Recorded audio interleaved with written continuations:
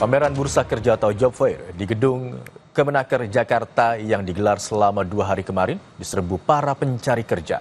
Tanpa kenal lelah, mereka membawa asa untuk bisa mendapatkan pekerjaan. Berikut liputan jurnalis Kompas TV Putri Oktaviani dan juru kamera Bodia Vimala.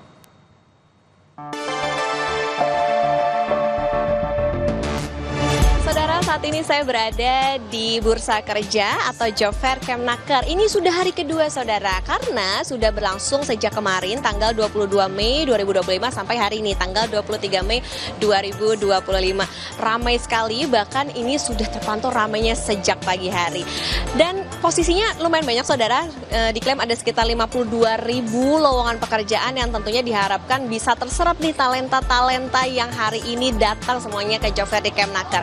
Harapannya adalah karena diklaim ada 52.000 lowongan pekerjaan, maka bisa menyerap tenaga kerja lebih banyak, terutama mereka yang hadir di acara Job Fair ini. Nah, kalau tadi kami lihat memang banyak perusahaan-perusahaan yang mencari dengan berbagai posisi yang bisa diisi oleh para pencari kerja. Tidak hanya itu, yang datang juga variatif nih. Nggak cuman anak-anak muda, para Gen Z, tapi juga tadi kami sempat mewawancara, ada mereka yang datang jauh-jauh dari luar Jakarta, ada yang dari Bogor, ada yang dari Jawa Timur, kemudian ada juga yang berusia bahkan 47 tahun masih semangat cari kerja di Job Fair ini.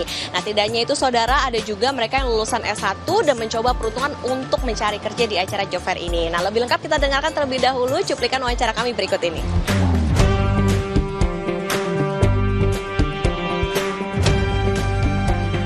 Saya kan dari Jawa Timur, baru datang seminggu paling lah ke Jakarta. Ya, kalau di kampung saya belum kerja, makanya saya niat mencari di sini di Job Fair Jakarta ini, niat cari kerja gitu. Tadi ada yang dibawa apa aja Kak dokumen? Aku cuma bawa CV aja, karena dari persyaratan yang aku baca cuma disuruh bawa CV. Tadi susah nggak Kak prosesnya selama di Job Fair ini? Enggak sih, gampang, cuma disuruh isi link, nanti kasih email, terus tadi aku langsung interview juga. Ada banyak banget perusahaan yang ikut serta ya saudara di acara Job Fair ini. Kayaknya kalau saya jadi pencari kerja, saya juga bingung nih mau ngelamar di mana aja. Nah itu ya saudara, jadi selain banyak perusahaan, relatif banyak perusahaan yang ikut di acara Job Fair ini yang buka lapangan pekerjaan, juga ini dibuka untuk mereka yang merupakan disabilitas. Tentu harapannya dengan adanya Bursa Kerja atau Job Fair seperti ini bisa menyerap lebih banyak tenaga kerja, tidak hanya untuk mereka yang fresh graduate, tapi juga terbuka untuk mereka yang mungkin baru saja di PHK ataupun dalam kondisi lainnya. Tentu acara-acara seperti ini diharapkan juga bisa menekan angka pengangguran. Putri Oktaviani, Bodia Vimala, Kompas TV, Jakarta.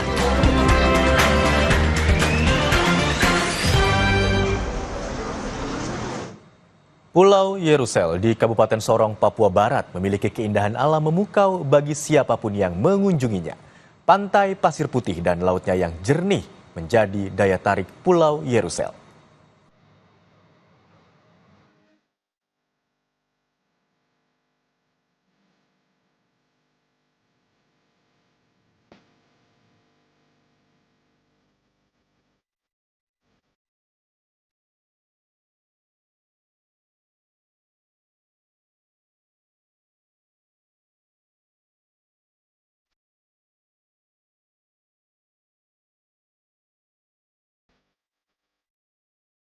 Tak hanya Kepulauan Raja Ampat di Papua Barat Daya yang memiliki destinasi wisata bahari yang indah.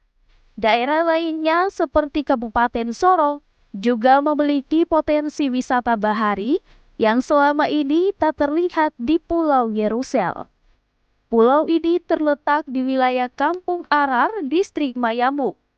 Nantinya di dermaga tersebut sudah tersedia perahu motor yang disewakan nelayan setempat menuju Pulau Yerusel. Perjalanan ke Pulau Yerusel dengan perahu motor memakan waktu selama 10 menit saja. Dengan biaya sewa perahu motor pulang pergi per orang sebesar Rp30.000. Ketika tiba di sana, mata pengunjung akan dimanjakan hamparan pasir putih di bibir pantai. Laut Pulau Yerusel berwarna biru dan jernih, serta terdapat deretan terumbu karang yang indah. Tempat ini sangat cocok bagi pengunjung yang ingin menyelam ke dasar lautan atau snorkeling, yakni menyelam hanya di permukaan laut. Terdapat juga kawasan hutan mangrove di Pulau Yerusel. Pulau Yerusel dikelola seorang warga kampung Arar bernama Saleh Mailibit. Selaku pemilik hak ulayat, pria berusia sekitar 60 tahun ini mengubah Yerusel dari pulau tak terurus menjadi tempat wisata sejak tahun 2022. Dengan menggunakan modal sendiri, Saleh membersihkan seluruh kawasan pulau itu dan mendirikan sejumlah pondok wisata yang disebut Honai. Tarif masuk ke Pulau Yerusel senilai Rp5.000 per orang. Sedangkan biaya sewa setiap pondok bervariasi antara Rp25.000 dan Rp50.000. Saleh mendapatkan pemasukan yang signifikan dari pengelolaan Pulau Yerusel. Saat momen libur keagamaan dan sekolah, ayah 4 anak ini bisa meraup penghasilan Rp1,5 juta per hari. Berkah yang diraih Saleh dari Pulau Yerusel tak hanya untuk kebutuhan hidup sehari-hari keluarganya. Ia juga berhasil menyekolahkan salah seorang putrinya hingga jenjang perguruan tinggi. Tempatnya ini saya punya tempat, ini artinya punya tempat. Kira-kira kalau saya olah seperti begini berarti masa depannya untuk saya punya anak-anak. Punya masa depan bukan apa tapi untuk sekolah, jaminan sekolah apa ya dong. Jadi saya mulai usahakan sampai sepuana itu sekolah sampai sekarang ya syukur-syukur alhamdulillah bisa masuk kuliah juga. Kan hasilnya dari sini juga. Tidak Bapak ada. kalau boleh tahu nih biaya masuk ke sini berapa nih Bapak ke Pulau Yerusel? Kalau masuk di sini itu per kepala hanya 5.000. Keindahan Pulau Yerusel pun diakui Kinasti, salah seorang pengunjung yang datang dari kota Sorong. Kinasti bersama keluarganya telah berkunjung ke pulau ini sebanyak 2 kali.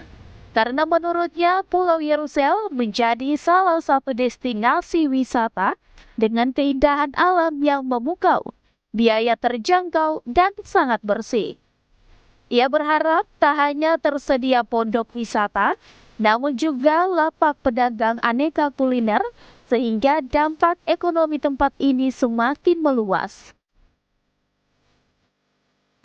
Biaya untuk masuk ke sini juga relatif sangat murah ya, terjangkau banget apalagi untuk keluarga-keluarga yang mau menikmati alam bebas kayak yang suka dengan suasana pantai begitu. Bolehlah pilih lain mudah dijangkau tempatnya juga tuh lingkungannya tuh bersih banget gitu. Pulau Yerusel kini menjadi permata baru destinasi wisata di bumi Papua Barat Daya. Dukungan pemerintah daerah bagi warga setempat yang mengelola destinasi wisata yang potensial sangat dinantikan demi mengatasi masalah pengangguran di tanah Papua. Tim Liputan Kompas TV, Sorong, Papua Barat Daya. Program kuliner Kompas TV Cerita Rasa berhasil meraih penghargaan Komisi Penyiaran Indonesia sebagai program pendukung edukasi halal lifestyle pada Syiar Ramadan 2025.